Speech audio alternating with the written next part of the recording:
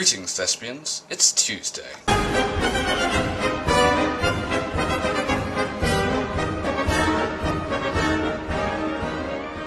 So, first and foremost, I'm doing it from the other vlogging location today.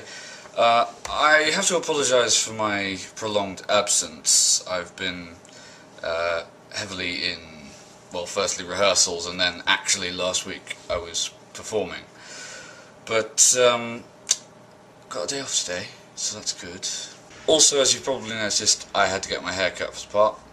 Not as bad as last time, though. Also, in addition to all of the rehearsing, performing, etc. that has been going on, I've been home alone for the past week and a half, because my parents are on a motorcycle tour of Europe, because they're cool like that. I'd like to answer both Mark and Kelly's questions. Starting off with Mark's, I think it's not so much the thing that makes me facepalm is the things people assume that I do as an actor. It's they kind of tend to make assumptions about your character when they know you're an actor, which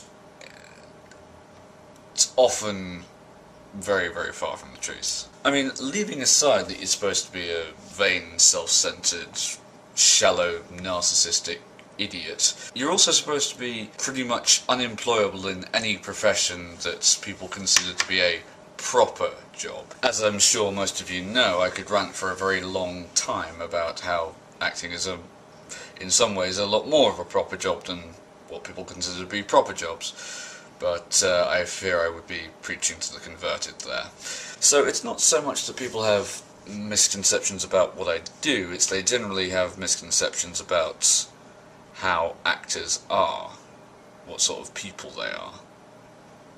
I think it has more than a little to do with pigeonholing.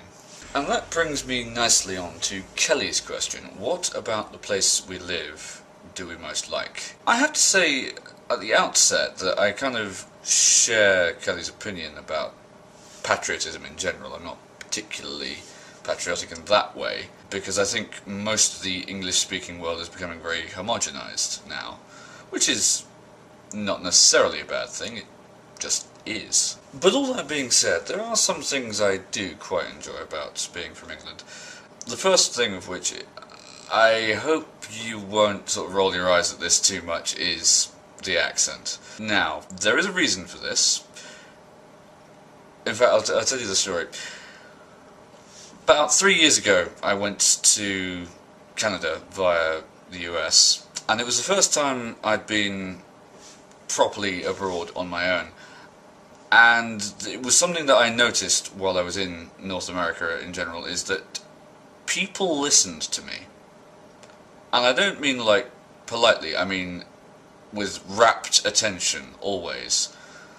And it only kind of dawned on me slowly over the time that I was there. It was actually because they were listening so intently to how I sounded. Now, I flatter myself I speak quite well, but it was, I think I described it at the time as like linguistic God mode. I could have said any old rubbish and people would have been hanging on it, just because of how refined and eloquent and brilliant it sounded. Which, you know, was kind of flattering in one way, also kind of embarrassing, and I remember thinking at the time, no one should ever have this kind of power. I've even been told in my own country that it's fairly calm, authoritative and assured. Second of all, the rain. No, most people grumble about it, and that is one thing that English people are very good at, grumbling.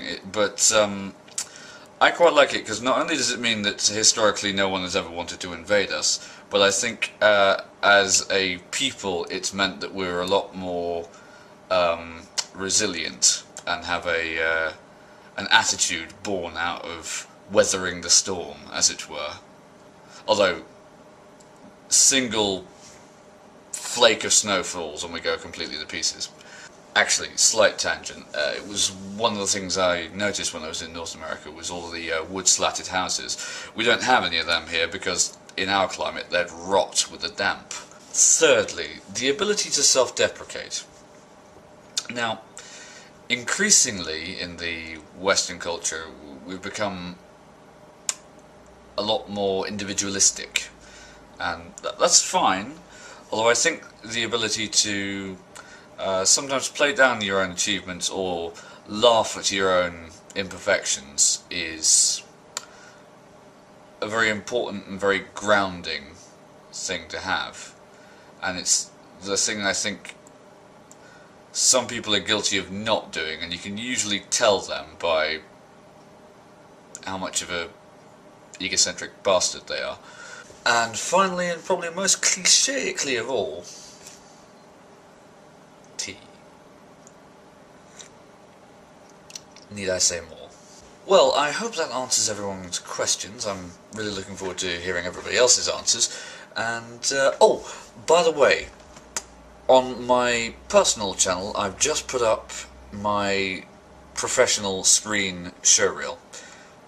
So if you want to go and have a look at that, I'll leave a link below. Thank you for watching, and Mary, I'll see you tomorrow.